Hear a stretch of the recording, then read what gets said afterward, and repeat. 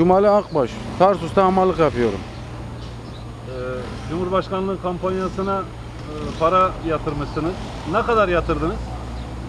Tarsus Ziraat Bankası şubesine gidip 5 kuruş para yatırdım. Neden 5 kuruş?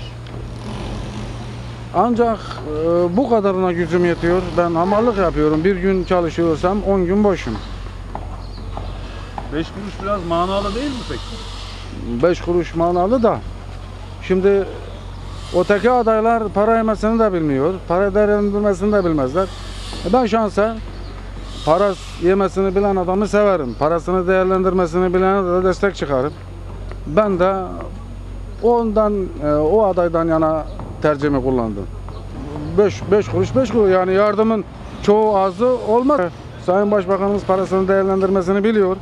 Ben de bir vatandaş olarak şahsen para yemesini seven adamı ben destekliyorum yani.